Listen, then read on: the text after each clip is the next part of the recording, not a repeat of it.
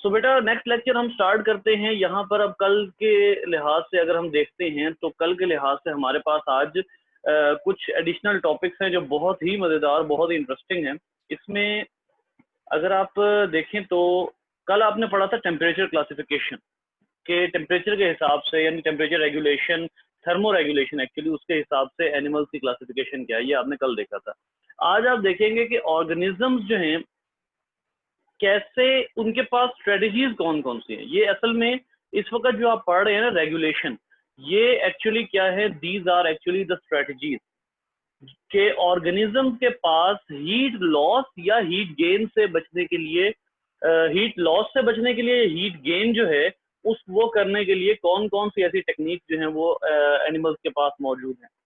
तो देखते हैं। सबसे पहले अडेप्टेशन जो है वो स्ट्रक्चरल है। स्ट्रक्चरल अडेप्टेशन कौन सी होती हैं?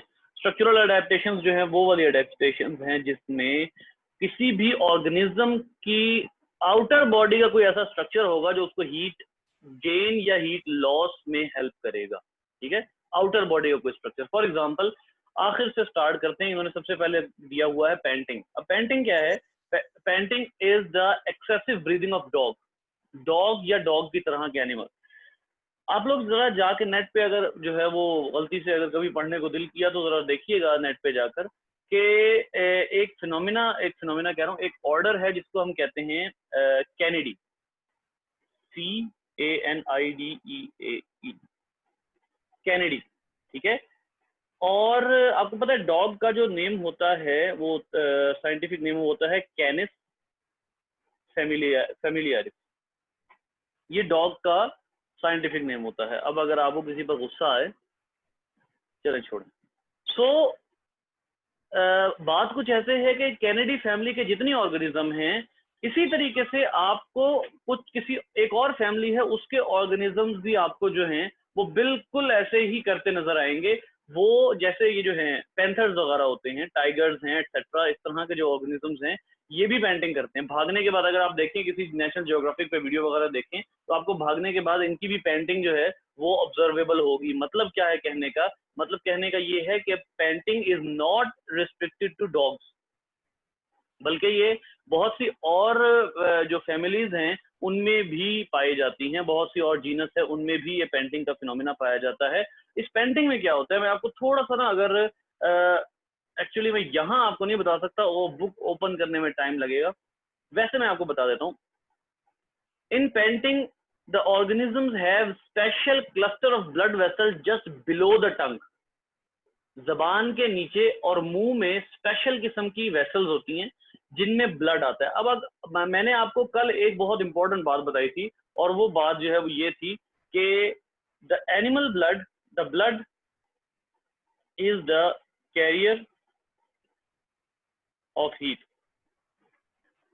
हमारे जितने सेल्स होते हैं वो अप्रोक्सीमेटली तकरीबन सारे सेल्स जो हैं वो अपनी हीट रिलीज करके किसको दे देते हैं? वो अपनी हीट रिलीज करके देते हैं ब्लड को। ठीक है, और वो ब्लड जो है वो जिस्म के मुख्तलिफ हिस्सों में फिर के उस हीट को डिसिपेट कर सकता है। फॉर एग्जाम्पल आप लोगों को मैं एक और बताता हूँ, हमारी बॉडी में the animal body contains sweat Windows. Sweat Windows से क्या समझ आता है? स्वेट विंडोज से समझ ही आता है कि जिस्म के कुछ पार्ट्स ऐसे हैं which have clusters of blood vessels. Blood vessels के क्लस्टर्स उनमें मौजूद है। ब्लड वेसल के क्लस्टर से क्या फायदा होगा? क्लस्टर से फायदा ये होगा कि वहां एक्सेसिव ब्लड आएगा और उस एक्सेसिव ब्लड के पास क्या होगी? हीट। वो ब्लड वहां आकर उस पोर्शन को हीट देगा और वहां से हीट जो है वो लॉस हो जाएगी। अगर उस ऑर्गेनिज्म ने हीट लॉस करनी होगी तो उसका वो जो स्वेटिंग विंडो है वहां पर आके वो अपना जो ब्लड होगा वो काफी ज्यादा जमा हो जाएगा और वहां से वो हीट को है बाहर निकाल देगा। हमारे हाथों पे अगर पसीना आता है तो हमारे हाथों पर भी ब्लड जो है वो आता है और वो हीट को डिसिपेट करता है। इसको एक और टर्म देते हैं, वो अभी हम थोड़ी देर में पढ़ते हैं। ठीक है, तो animal body contains sweat Windows. हमारे जो अंडर आर्म्स है, आर्म पिट्स जो हैं, ये हमारे स्वेट विंडोज हैं। हमारे जो जॉइंट्स ऑफ लेग्स हैं वहां पर भी स्वेट विंडोज हैं। ठीक है, ये स्वेट विंडोज असल में वो होते हैं जहां पर हमारी बॉडी में जो वेसल्स होती हैं वो काफी ज्यादा जमा हो जाती हैं और वहां से हीट डिसिपेट करने का फिनोमिना होता है। तो ऐसे ऑर्गेनिज्म जो पेंटिंग करते हैं उनके माउथ में जो ब्लड वेसल्स हैं वो होती हैं और वो हीट डिसिपेट उसके जरिए करते हैं। नेक्स्ट आ जाइए, lungs are modified for panting. हाँ, एक और फिनोमिना ये भी है। एक तो ये है ना कि हमने कहा कि माउथ के अंदर जो है वो ब्लड वेसल्स होती हैं। दूसरा, बहुत से ऐसे ऑर्गेनिज्म हैं जिनके माउथ वेसल्स जो हैं वो नंबर ऑफ माउथ वेसल वो बस 100 है, ठीक है, लेकिन जो आ, उनका जो हीट है, ब्लड की हीट, वो किस में आ रही है? लंग्स में। और लंग्स जो है वहां से जब वो ब्रीद आउट करते हैं तो वहां से वो जो सांस है वो बाहर को चला जाता है, गर्म जो सांस जो है वो हीट लेकर बाहर को चला जाता है। तो ये एक और फिनोमिना है। तो इनके लंग्स जो हैं वो मॉडिफाइड होते हैं ताकि हीट गेन करें ब्लड से, और ब्लड से हीट गेन करके ब्रीद आउट करके हीट को बाहर भेज दिया जाए। फिर अभी मैंने क्या कहा? Sweat gland. स्वेट ग्लैंड्स जो हैं ये भी एक बहुत बेहतरीन, बहुत ही बड़ा फिनोमिना है जो कि बहुत से एनिमल्स में, बल्कि ये एनिमल बहुत से एनिमल्स में नहीं कहना चाहिए, क्योंकि मोस्ट ऑफ द मैमल्स में स्वेट ग्लैंड्स नहीं है। मोस्ट ऑफ द मैमल्स में स्वेट ग्लैंड्स नहीं है, ठीक है। ह्यूमन और ह्यूमन जैसे जो दो चार और हैं उनमें स्वेट ग्लैंड्स मौजूद हो सकते हैं। ये हमारी पूरी बॉडी में मौजूद होते हैं। कुछ ऐसे पोर्शन हैं जहां पर ये कम होते हैं, जैसे ठीक है, माथा जो है वो एक्सपोज होता है, बाद वक्त पसीना आता है, लेकिन माथे पे उस तरह का पसीना नहीं आता जैसे स्वेट ग्लैंड हमें जो अंडर आर्म्स में आता है या हाथों के इधर बाजुओं के ऊपर आता है। ये जो है ये एक अलग वो होती है, यहाँ पर स्वेट ग्लैंड ज्यादा होते हैं। तो स्वेट ग्लैंड हमारी बॉडी में इक्वली डिवाइडेड नहीं होते, ठीक है। यहाँ गर्दन पे होते हैं काफी ज्यादा, ठीक है, इक्वली डिवाइडेड नहीं होते, लेकिन बहरहाल स्टिल स्वेट ग्लैंड जो है वो मौजूद होते हैं। उसके बाद जो है वो एक और चीज जो स्ट्रक्चरल अडेप्टेशन में आती है, याद रखिए अगर आपको ये शॉर्ट क्वेश्चन आता है तो आपने ये सारी जो है वो लिखनी होगी, ठीक है। फिर आती है पीलेज। पीलेज क्या होती है? बर्ड्स की फेदर की लेयर को पीलेज कहते हैं। ऑर्गेनिजम्स अपनी बॉडी के ऊपर कोई ना कोई ऐसा फिनोमिना, देखिए अभी तक जो हमने बात की ना वो बॉडी के अंदर की बात की है। फॉर एग्जांपल पेंटिंग में ब्लड वेसल्स यूज हो रही हैं, दूसरी पेंटिंग में लंग्स यूज हो रहे हैं, तीसरे में स्वेट ग्लैंड्स यूज हो रहे हैं। बॉडी के बाहर कौन कौन से हिस्से हैं? तो बर्ड्स के पास पीलेज होती है, फेदर की लेयर को पीलेज कहते हैं, ठीक है। ह्यूमन बॉडी में खासतौर पे अगर आप मेल्स की बात करते हैं तो काफी ज्यादा जो है वो बॉडी के ऊपर हेयर मौजूद होते हैं। इन बॉडी हेयर के कई पर्पसेस में से एक पर्पस ये है कि इन बॉडी हेयर ने हीट का ब्लैंकेट बनाना, ठीक है, हीट ब्लैंकेट बना के तो हीट को वो करना है, सेव करना है। ये जो गूज बम्प्स होते हैं यानी रोंगटे खड़े होना, रोंगटे खड़े होने से क्या मुराद होती है कि जो हाथों बाजुओं वगैरह के बाल होते हैं वो रेज हो जाते हैं। हमारे बहुत से बच्चों को यूं लगता है कि ये जो, अच्छा मुझे बताएं, ये जो गूज बम्प्स होते हैं ये हमें हीट गेन करने में हेल्प करते हैं या लॉस करने में हेल्प करते हैं? जी बच्चे,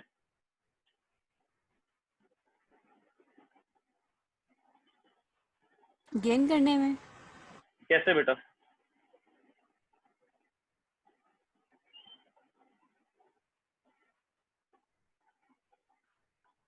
ये भी तो बताना पड़ेगा ना। हीट गेन करने में ये ऐसे हेल्प करते हैं कि ये जो हमारे बाल जब खड़े होते हैं ना, तो जो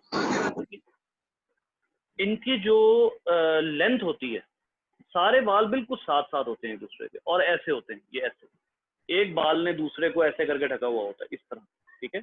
अब जब ये बिल्कुल ऐसे हो जाते हैं ना तब भी ये एग्जैक्टली इरेक्ट नहीं होते, बल्कि इस पोजीशन में होते हैं। इस पोजीशन का क्या मतलब है कि ये एक दूसरे को सपोर्ट कर रहे होते हैं, एक दूसरे की हीट को निकलने से रोक रहे होते हैं, ठीक है। तो ये जब ये ऐसे बाल आमतौर पे ऐसे होते हैं, जब ये बिल्कुल स्ट्रेट होते हैं, इरेक्ट होते हैं, तो ऐसे मौके पे क्या होता है कि जो हमारा हीट ब्लैंकेट होता है ना वो थिक हो जाता है। आपको जिस तरीके से पता है कि हीट जो है, हीट ब्लैंकेट, वो एक चीज को हम कहते हैं कंबल और एक चीज को हम कहते हैं रजाई। दोनों में फर्क क्या होता है? मोटाई का। उसमें कितना ज्यादा जो है वो रुई है जो हमारे उसके अंदर जो है वो हमारी हीट को सेव कर सकती है। ये जितनी चीजें हैं इनका क्या फिनोमिना है अगर आप गौर करें? इनका फिनोमिना ये है कि अगर आप जो है वो इसको ये जो जैकेट्स वगैरह होती है, जो रजाई कंबल वगैरह होते हैं, इनमें क्या होता है कि जब आप जो है वो लेटते हैं और इनको अपने ऊपर जो है वो लेकर आते हैं, या जैकेट्स वगैरह या जो जो भी हम जो है वो शॉल्स वगैरह लेते हैं, इनकी जो मोटाई होती है वो हमारे बॉडी से निकलने वाली हीट को डिसिपेट नहीं होने देती, निकलने नहीं देती। ठीक है, तो इसका क्या मतलब होगा कि वो जो हीट होगी वो वहीं पर सेव होकर रह जाएगी और वो हीट लॉस नहीं होगी। जो जैकेट आप पहनते हैं वो उस जैकेट में गर्मी नहीं है, वो जैकेट आपको गर्मी नहीं प्रोवाइड कर रही। ये जितनी फलां की खाल का स्वेटर और फलां की खाल की चीज, अब वो एक्चुअली वो चीज आपको गर्मी नहीं प्रोवाइड कर रही, आप जो पहन रहे हैं वो आपकी बॉडी से निकलने वाली हीट को रोक रही। तो ये पीलेज और ह्यूमन हेयर जो होते हैं, बॉडी हेयर, उसका ये फायदा होता है। इंसुलेशन लेयर, फैट की लेयर होती है, बहुत से ऑर्गेनिज्म में, ह्यूमन में कम होती है, बहुत से ह्यूमन जो है उनमें ज्यादा भी हो सकती है। खासतौर पे अगर जो है वो आप गौर करें कि अगर वेइंग मशीन जो है वो ऐसे ऐसे हो रही है आगे आगे, तो आपकी फैट की लेयर जो है वो इसी अंदाज से आगे को बढ़ रही है, तो इसका भी ख्याल रखना चाहिए जी। उसके बाद आते हैं फिजियोलॉजिकल अडेप्टेशन। फिजियोलॉजिकल अडेप्टेशन और स्ट्रक्चरल अडेप्टेशन में क्या फर्क है जरा देखिएगा। फिजियोलॉजिकल अडेप्टेशंस जो होती हैं इनमें बॉडी फंक्शन, एक्चुअली इसको आप कहेंगे कि बॉडी के अंदर क्या चेंज आ रहा है। फॉर एग्जांपल हार्मोन्स, अगर हार्मोन आपकी बॉडी के अंदर कोई ऐसा चेंज ला रहे हैं कि आप हीट गेन या हीट लॉस कर रहे हैं, तो इट वुड बी फिजियोलॉजिकल। उसके अलावा जितनी है वो स्ट्रक्चरल है। अब आप यहां पर देख लीजिए, ये जितनी भी हैं उसके अलावा आपके सामने वो सारी की सारी स्ट्रक्चरल है। स्वेट ग्लैंड, हालांकि हार्मोन एक्शन करता है तो हमें स्वेटिंग होती है। हमारे एक फिनोमिना होता है जिसमें हम अपनी स्किन की तरफ ज्यादा ब्लड ले आते हैं, उसमें भी हार्मोन यूज हो सकते हैं। ठीक है, फिर स्किन वेसल के साइज का चेंज, मैंने कहा ना बॉडी फंक्शन। ठीक है, अगर स्किन वेसल का साइज ज्यादा हो रहा है तो स्किन में ब्लड कम आएगा ज्यादा आएगा?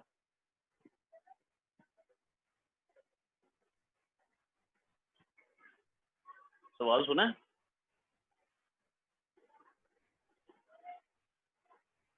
अगर स्किन वेसल का साइज ज्यादा हो रहा है तो स्किन में ब्लड कम आएगा कि ज्यादा आएगा?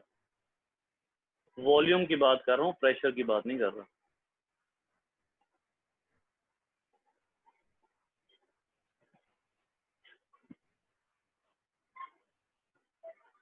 कोशिश तो करें। जब स्किन वेसल का साइज बड़ा होगा तो ब्लड जो है वो स्किन में ज्यादा आएगा, और जिस जगह ब्लड ज्यादा जाएगा वहां हीट भी ज्यादा होगी। तो अगर आप हीट लॉस करने के लिए स्किन वेसल का साइज बढ़ा देते हैं तो ये क्या है, ये फिजियोलॉजिकल चेंज है। यानी आपने बॉडी फंक्शन में चेंजिंग की है हीट लॉस करने के लिए। अगर आप चाहते हैं हीट लॉस ना हो, आप स्किन वेसल का साइज नैरो कर देंगे, जो ब्लड होगा वो स्किन में जाना कम हो जाएगा। अब आपने क्या किया, फंक्शन में चेंज लेकर आए। जब आप बॉडी फंक्शन में चेंज लाएंगे या किसी हार्मोन को यूज करेंगे हीट गेन या हीट लॉस के लिए, तो वो होगा फिजियोलॉजिकल अडेप्टेशन। और जब आप बॉडी के किसी स्ट्रक्चर की बात करेंगे, किस ऑर्गेनिज्म में कौन सा स्ट्रक्चर है जो हीट गेन हीट लॉस में हेल्प कर रहा है, तो फिर वो अडेप्टेशन होगी स्ट्रक्चरल। तीसरी टाइप की आ जाती है behavioural.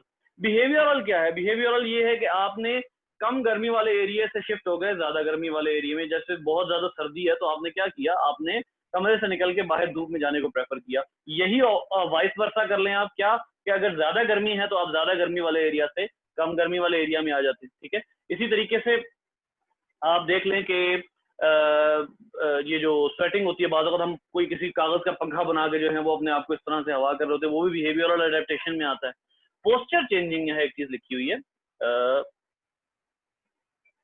Animal also control the amount of surface area available for heat exchange by adjusting their posture. Posture change करते हैं, एक पोस्चर में ज्यादा हीट लग रही है, दूसरा पोस्चर चेंज कर लिया, फिर उसके बाद पोस्चर चेंज कर लिया। तो पोस्चर चेंजिंग भी हीट गेन और लॉस में काम आता है। ठीक है, अब ये एक और चीज है जो जिसका मैंने कल भी जिक्र किया था, ये देखें, lizards bask in sun to gain heat. Lizards जो है वो बाहर से यानी सन से हीट लेने की कोशिश करते हैं, इसके लिए वो सन बास्किंग करते हैं, मतलब धूप में बैठी रहेगी ताकि उसको जो है वो हीट गेन हो। ये कौन सी क्लास है? एंडोथर्मिक है, एक्टोथर्मिक है या हेट्रोथर्मिक है?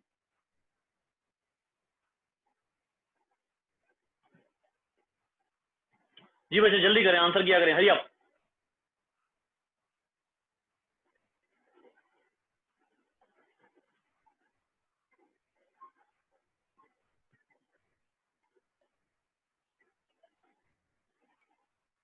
Ectotherm.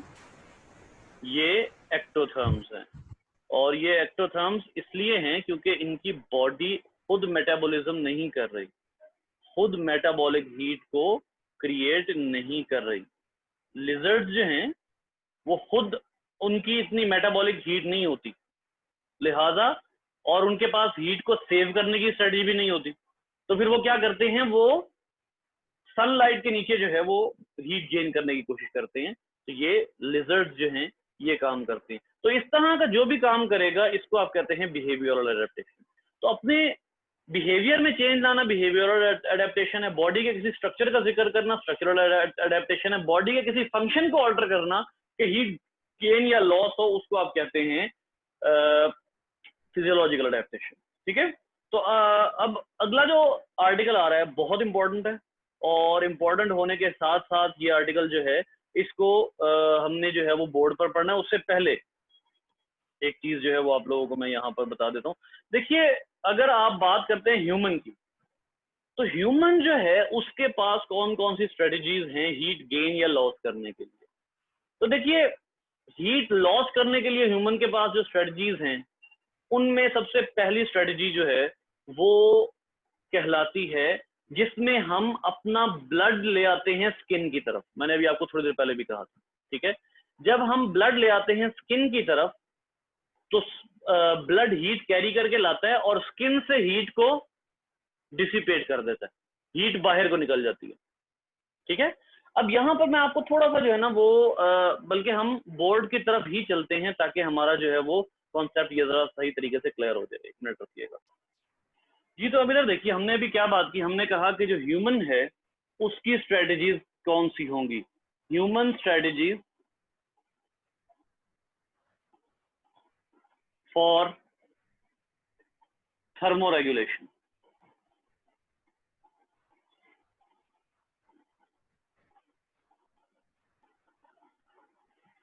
Human strategies for thermoregulation, ठीक है। अब इसमें हम देखेंगे कि सबसे पहली बात, ह्यूमन, आपको अच्छे तरीके से पता है कि हीट के हवाले से दो तरह के बिहेवियर हो सकते हैं। एक हो सकता है कि आपने हीट को गेन कैसे करना है, और दूसरा तरीका हो सकता है जिसमें आपने हीट को लॉस कैसे करना। दो काम हो सकते हैं, ठीक है। अब हीट गेन और हीट लॉस के दोनों फिनोमिना में हम क्या क्या देखते हैं। फॉर एग्जाम्पल, आपने हीट लॉस करनी है। अब हीट लॉस करने के लिए आप क्या करते हैं, ब्लड टुवर्ड्स स्किन, ब्लड को आप ले जाते हैं स्किन की तरफ। जब आप ब्लड को स्किन की तरफ लेकर जाते हैं, अच्छा, ब्लड को स्किन की तरफ ले जाने का क्या मतलब होता है, आप स्किन में एक काम करते हैं जिसको हम कहते हैं वेजो डायलेशन, और ये आपके 14th चैप्टर में भी मौजूद है, वेजो डायलेशन। वेजो डायलेशन में वेजो का मतलब होता है वेसल, और डायलेशन का मतलब होता है एक्सपेंशन। वेजो डायलेशन इन स्किन, आप स्किन में वेजोडाइलेशन कर देते हैं। जब आप स्किन में वेजोडाइलेशन करेंगे तो इससे क्या होगा कि उसकी वेसल हो जाएंगी एक्सपेंड। जब वेसल्स एक्सपेंड होंगी तो ब्लड का वॉल्यूम ज्यादा किस तरफ रुख कर लेगा, स्किन की तरफ। और जो आपके एक्सियल ऑर्गन है, मतलब मैंने आपको कल भी कहा था एक्सियल ऑर्गन मतलब हेड और विसरल ऑर्गन जो हैं, इनमें ब्लड थोड़ा सा कम जाएगा, और जो स्किन है उसकी तरफ ब्लड जो है वो उसका वॉल्यूम ज्यादा हो जाएगा। अच्छा, इसमें स्किन, कहाँ की स्किन खास तौर पर मैं अगर आपको थोड़ा सा यहां पर लिख कर दूं, आपके आर्म्स की स्किन और लेग्स की स्किन। जो आर्म्स और लेग्स की स्किन है उनकी तरफ ब्लड को खास तौर पर भेजा जाएगा, large volume of blood by the help of vasodilation. अब जब वेसल्स एक्सपेंड होंगी, ज्यादा ब्लड जाएगा, इसका मतलब क्या है कि हीट डिसिपेशन ज्यादा होगी। दूसरा काम हीट लॉस के लिए क्या किया जाएगा जी, कोई बता सकता है हीट लॉस के लिए दूसरा काम क्या हो सकता है।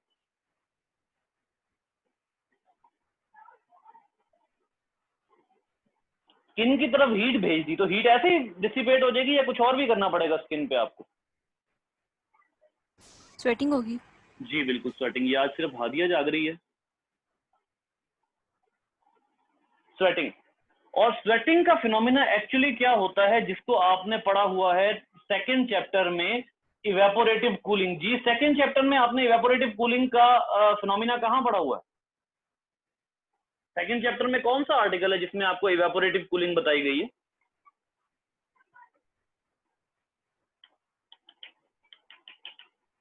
हाँ जी, कोई गैस?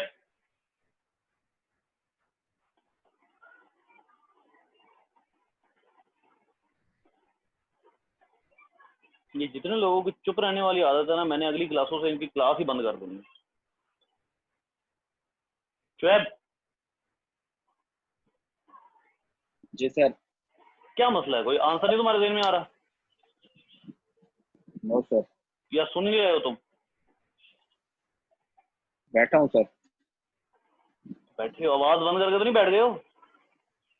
नहीं सर, सुन रहा हूँ। अच्छा जी, तो स्वेटिंग जो है उसके हवाले से इवेपोरेटिव कूलिंग अगर आप देखते हैं तो आपको सेकंड चैप्टर में मिलता है। जब आप हीट ऑफ वेपोराइजेशन पढ़ते हैं, इंपॉर्टेंस ऑफ वाटर वाले आर्टिकल में, हीट ऑफ वेपोराइजेशन, उसकी शायद आखिरी लाइन है कि जब जब वाटर इवेपोरेट होता है वो कूलिंग इफेक्ट छोड़ता है। तो अब क्या होगा कि एक तो वेजोडाइलेशन के जरिए आपका ब्लड किधर चला गया? स्किन में। स्किन हीट अप हो गई, दो तरफ से हीट आ रही है। देखें, दो तरफ से हीट आ रही है। एक स्किन को हीट आ रही है बाहर से,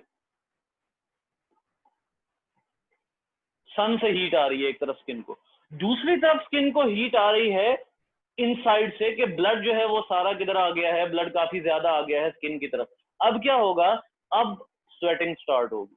तो इसका मतलब ये हुआ कि स्वेटिंग कब स्टार्ट होती है? स्वेटिंग तब स्टार्ट होती है जब हमारा ब्लड का जो वॉल्यूम होता है वो स्किन वेसल्स में बढ़ जाता है, तो स्किन में स्वेटिंग स्टार्ट हो जाती है। क्या वजह है? ब्लड होता है हीटेड। स्किन जैसे ही हीटअप होती है, हमारी बॉडी, हमारा ब्रेन जो है वो स्वेट ग्लैंड्स को एक्टिवेट करता है। और अब हमारे जो ब्लड, जो हमारे ब्लड ने हमारे हाथ को हीट अप किया हुआ है, तो ऊपर स्वेट होगा। वो स्वेट जैसे ही इवेपोरेट होगा वो उस हीट को लेकर जो है वो डिसिपेट हो जाएगा, हीट को लेकर इवेपोरेट हो जाएगा। ठीक है, तो एक ये फिनोमिना है। लॉस में आप ये दो काम करते हैं। अच्छा, उसके बाद फिर एक और जो फिनोमिना होता है वो क्या है? वो है हीट गेन का। हीट गेन के फिनोमिना में क्या क्या कुछ होता है? हीट गेन के फिनोमिना में आप करते हैं शिवरिंग। मैंने आपको कल बताया था शिवरिंग से क्या होता है। शिवरिंग से हमारे मसल कॉन्ट्रैक्ट होते हैं बहुत तेज, और उनसे प्रोड्यूस होती है एटीपी। वो एटीपी ब्रेक होती है। आप यकीन करें, मसल जब जब मूव करता है करोड़ों एटीपी टूटते हैं। तो आप जब मसल को मूव करते हैं, आप शिवर करते हैं, तो उस टाइम पर एटीपी ब्रेक हो रहे होते हैं, और वो एटीपी जो हैं वो आपको ब्रेक होकर हीट प्रोवाइड करते हैं, वार्म करते हैं हमारी स्किन। ठीक है, तो एक तो ये गेन हो गया। दूसरा गेन होता है हार्मोनल गेन। आप क्या करते हैं? थायरॉक्सिन के जरिए बॉडी में एटीपी प्रोड्यूस कराते हैं। अब थायरॉक्सिन के जरिए जब आप बॉडी में एटीपी प्रोड्यूस करवाएंगे ना, तो इसको आप कहते हैं, इस वाले जिसमें आप शिवरिंग करते हैं ना, उसको आप कहते हैं शिवरिंग थर्मोजेनेसिस। आपकी बुक में लिखा हुआ है, पढ़ लीजिएगा। ठीक है, लेकिन ये वाली जो हीट गेन होती है इसको आप कहते हैं नॉन शिवरिंग थर्मोजेनेसिस। थर्मोजेनेसिस तो क्या हो गया? थर्मोजेनेसिस का मतलब है प्रोडक्शन ऑफ हीट। जो जेनेसिस है उसका मतलब प्रोडक्शन, थर्मो का मतलब है हीट। तो आप क्या करते हैं? एक में आप शिवरिंग के जरिए हीट प्रोड्यूस कर रहे हैं, मतलब बॉडी कांप रही है तो हीट प्रोड्यूस हो रही है। दूसरे में क्या हो रहा है? आप थायरॉक्सिन के जरिए, हार्मोन के जरिए एटीपी ब्रेक करवा रहे हैं, शिवर नहीं कर रहे। ऐसा फिनोमिना जिसमें आप शिवरिंग से हीट ना प्रोड्यूस करें बल्कि किसी हार्मोन से हीट प्रोड्यूस करवाएं एटीपी को ब्रेक करके, उसको आप कहते हैं नॉन शिवरिंग। और दूसरी होती है जिसमें आप बॉडी के मसल्स को कॉन्ट्रैक्ट करवाते हैं, उसको आप कहते हैं शिवरिंग थर्मोजेनेसिस। ठीक है, इसमें कौन कौन से मसल्स जो हैं वो ब्रेक होते हैं या कौन कौन से होते हैं वो बाद में देखेंगे। फिर इसी तरीके से अब मुझे बताइए एक और फिनोमिना। अगर मैंने ब्लड से हीट लॉस नहीं करनी तो एक काम और कर सकता हूं मैं, कौन सा है वो? जी गेस करें जल्दी से। मैं चाहता हूं ब्लड से हीट लॉस ना हो।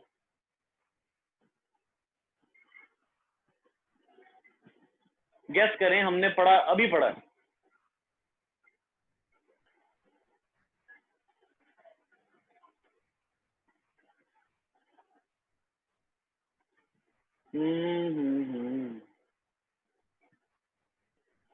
हीट गेन का जो एक और तरीका होगा, एक्चुअली वो हीट गेन का तरीका नहीं है, वो हीट कंजर्व करने का तरीका है।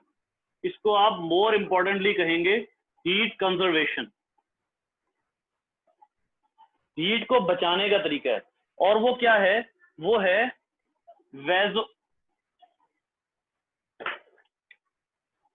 वैजो कंस्ट्रिक्शन इन स्किन। जी बच्चे जल्दी से, हरी आप जल्दी से बताएं, इसका क्या मतलब होगा? वैजो कंस्ट्रिक्शन इन स्किन का क्या मतलब होगा? जल्दी जल्दी जल्दी।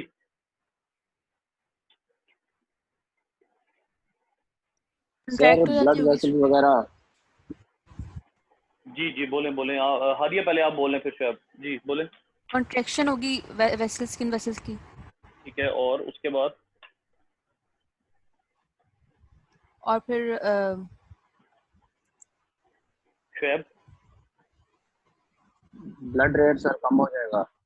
हाँ ब्लड रेट वेट ही कहना लॉस चाहिए, कम होगा। ब्लड, हाँ ब्लड वॉल्यूम कम होगा एक्चुअली, स्किन जी में सर। आने वाले ब्लड का वॉल्यूम कम हो जाएगा। ठीक है, तो जब वॉल्यूम कम होगा तो हीट डिसिपेशन भी कम हो जाएगी। हमारे स्किन को हीट की जरूरत है, मतलब ऐसा नहीं है, लेकिन आप हीट लॉस से बचने के लिए, हीट को कंजर्व करने के लिए क्या करते हैं? आप हीट को कंजर्व करने के लिए स्किन में ब्लड का वॉल्यूम कम कर देते हैं। और उसका तरीका क्या होता है कि आप स्किन वेसल्स को क्या कर दें? कंस्ट्रिक्ट कर दें, नैरो कर दें, ताकि ब्लड वॉल्यूम वहां आना कम हो जाए। ठीक है, तो इसका मतलब ये होगा कि आपका ब्लड वॉल्यूम वहां से कम हो जाएगा और हीट लॉस कम होगा।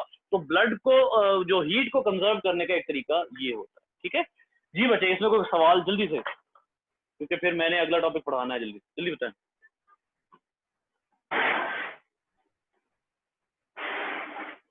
ओए, जी बेटा कोई सवाल? अच्छा अब आए अपनी बुक की तरफ। इसमें जो है ना वो, ये देखिए ये एक ग्राफ आपको दिया हुआ है और ये बहुत इंपॉर्टेंट ग्राफ है, मेरा फेवरेट टॉपिक है। इसको मैं आपको ये इसलिए बता रहा हूँ क्योंकि वैसे तो इस बुक में इसमें आपको कई टॉपिक ऐसे नजर आएंगे जो मेरे काफी फेवरेट हैं, जैसे किडनी वाला आर्टिकल है वो, मतलब ये है कि काफी टॉपिक आप ऐसे गैस कर सकते हैं कि सर अपने टेस्ट में ये दे सकते हैं, ये दे सकते हैं, वो और बात है कि मैं बाद में बदल दूं जी। सो अब आप देखिए इसमें क्या है कि ये एक आपका जो है वो थर्मोस्टेट है, और इस थर्मोस्टेट का एक सेट पॉइंट है, इस थर्मोस्टेट का एक सेट पॉइंट है। ये जो सेट पॉइंट है ये आपको क्या बता रहा है कि आपकी बॉडी की हीट रेंज है 36.1 से 37.8। क्लियर? 36.1 से 37.8 के दरमियान में जो हीट है वो फ्लक्चुएट कर सकती है। अब अगर ये इम्बैलेंस होता है, देखिए ये जो सीसॉ बना हुआ है ये एक्चुअली इम्बैलेंस है, इम्बैलेंसिंग है। अगर ये इम्बैलेंसिंग होता है तो फर्ज किया कि ये अगर ऊपर जा रहा है तो इसका मतलब है कि हीट जो है वो ज्यादा है, मतलब वार्म है। अब वार्म्थ में क्या होगा? सबसे पहले आपकी बॉडी का जो थर्मोस्टेट यानी थर्मोमीटर कहाँ लगा हुआ है? आपकी बॉडी के हाइपोथैलेमस में लगा हुआ है, ब्रेन में लगा हुआ है आपका थर्मोमीटर। वो गैस कर लेगा कि ब्लड का टेम्परेचर ज्यादा हो रहा है। कहाँ कहाँ से उसको जो है वो पैगाम आएगा? पैगाम आने का एक जरिया होगी skin, skin thermo receptors. Skin के थर्मो रिसेप्टर्स जो हैं उनकी नर्व्स वो हमारे जो हाइपोथैलेमस है उसको बताएंगी कि भाई टेम्परेचर बढ़ रहा है स्किन का। ठीक है, स्किन का टेम्परेचर बढ़ रहा है। तो अब जब स्किन का टेम्परेचर बढ़ रहा होगा, अब देखें जरूरी नहीं है कि हर दफा आप जो है वो वेजोडाइलेशन करें। हो सकता है कि आपकी बॉडी में हीट मुनासिब हो, बाहर से ज्यादा आ रही हो। मैं रिपीट कर रहा हूं, हो सकता है स्किन हीट अप हुई हुई हो, बॉडी में इतनी हीट ना हो। मतलब आप धूप में बैठे हैं, आपको पसीना आ रहा है, अब इसका मतलब ये तो हरगिज नहीं है कि आपका ब्लड वार्म हुआ हुआ था। धूप में बैठे हुए हैं, आपको अंडरस्टूड बात है, स्किन हीटअप हुई है, स्किन हीटअप हुई है तो पसीना आएगा, इसमें कोई दो राय नहीं है। अब आपका ब्लड गर्म है नहीं है वो साइड की बात है। ठीक है, इसका मतलब ये हुआ कि आपके ब्लड के हीटअप हुए बगैर भी आपको पसीना आ सकता है। ब्लड कब हीटअप होता है जी? कोई गेस करेगा? जल्दी करें, ब्लड कब हीटअप हो सकता है?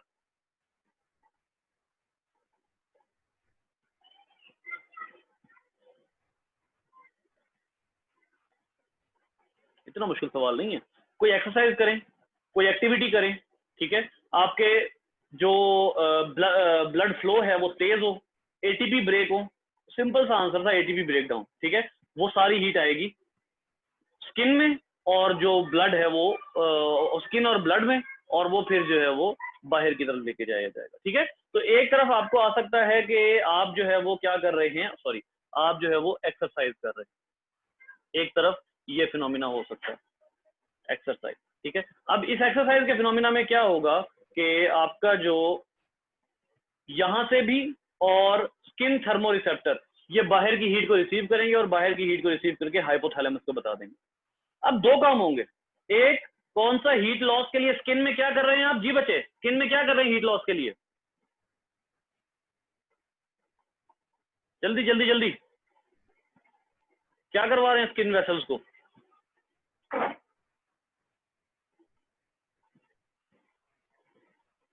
अभी तो पढ़ा है, स्किन वेसल्स को क्या करवा रहे हैं हम, एक्सपेंड कर रहे हैं सर, क्या कर रहे हैं, सॉरी, एक्सपेंड जी, वेसोडाइलेशन, ठीक है।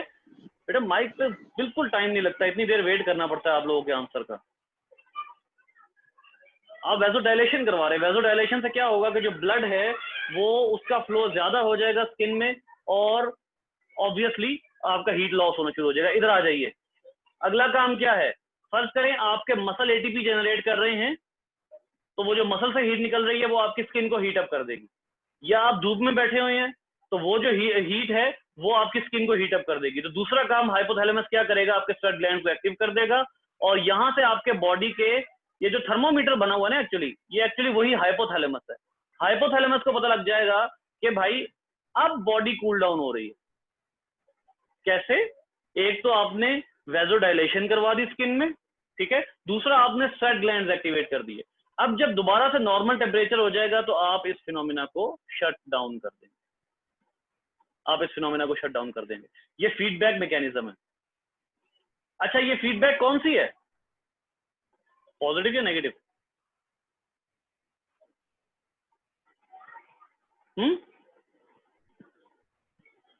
फीडबैक पॉजिटिव है नेगेटिव है,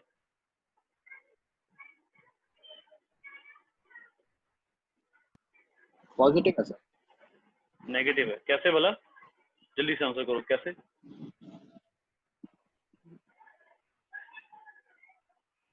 नेगेटिव इसलिए है ना कि इनिशियल स्टिमुलस क्या था, आप नेगेटिव फीडबैक किसको कहते हैं, जो ऐसा रिस्पांस जो इनिशियल स्टिमुलस के ऑपोजिट हो। इनिशियल स्टिमुलस क्या था, हीट अप हो रहा है, आपने रिस्पांस क्या दिया, कूल डाउन, तो ये नेगेटिव फीडबैक है। इनिशियल स्टिमुलस के ऑपोजिट जब आप रिस्पांस देंगे तो वो नेगेटिव फीडबैक होगा।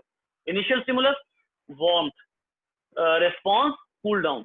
अब आइए, अगर इम्बैलेंस में टेम्परेचर कम हो जाता है, अगर इम्बैलेंस में टेम्परेचर कम हो जाता है, वंस अगेन आपका थर्मोस्टेट एक्टिवेट होगा। थर्मोस्टेट एक्टिवेट होने पे सबसे पहले स्किन वेसल्स क्या हो जाएंगी, कंस्ट्रिक्ट हो जाएंगी, ठीक है, यानी कि आपका ब्लड फ्लो स्किन की तरफ कम हो जाएगा। उसके बाद आइए नेक्स्ट आपकी, ये देखें स्केलेटल मसल, जी स्केलेटल मसल जब कांपते हैं तो इसको कौन सी थर्मोजेनेसिस कहते हैं आप, शिवरिंग थर्मोजेनेसिस।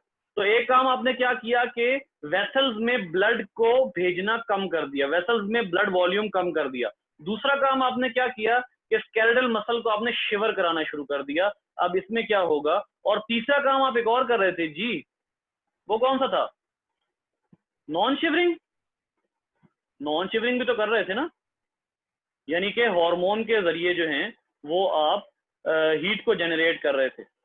तो आप देख लीजिए तीन काम कर रहे हैं, एक आप स्किन में वेसल्स को नैरो कर रहे हैं ताकि हीट लॉस ना हो, दूसरा आप थायरोक्सिन के जरिए एटीपी प्रोडक्शन करवा रहे हैं ताकि हीट गेन हो, यानी एटीपी टूटे और हीट गेन हो, और तीसरा आप स्केलेटल मसल को शिवर करवा के उससे एटीपी तोड़वा रहे हैं ताकि हीट जनरेट हो। दोबारा से जब हीट जनरेट हो जाएगी, हीट गेन हो जाएगी, तो अब आपका थर्मोस्टेट जब नॉर्मल टेम्परेचर फील करेगा तो वो इस फिनोमिना को शट डाउन करवा देगा। This is once again negative feedback. Clear हुआ,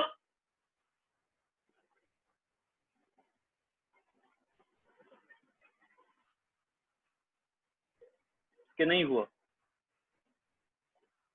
जी बच्चे कोई क्वेश्चन, हो गया सर, आदिया, फातिमा, अदील, कोई क्वेश्चन बच्चे।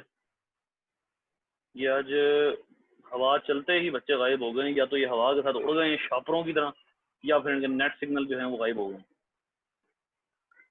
कुछ कहाँ नहीं जा सकता। इतनी दूर दूर बैठे बच्चों के सिग्नल नहीं गायब हुए। शुएब किधर बैठे हो तुम भला? जी खान सर। जी खान, उधर के सिग्नल नहीं गायब हुए। अदील तुम पत्तों की बैठे हो? नहीं सर। आदिया और फातिमा आप लाहौर में ही? सतलुज के पास बैठा हूँ। जी सर। पता नहीं इनके सिग्नल कहाँ गए। बाहर चलो जी बेटा, अंडरस्टूड। तो प्रॉब्लम गर्ल्स कोई इशू सर तो नहीं है बेटा? ओके फातिमा आप बता दें बेटा।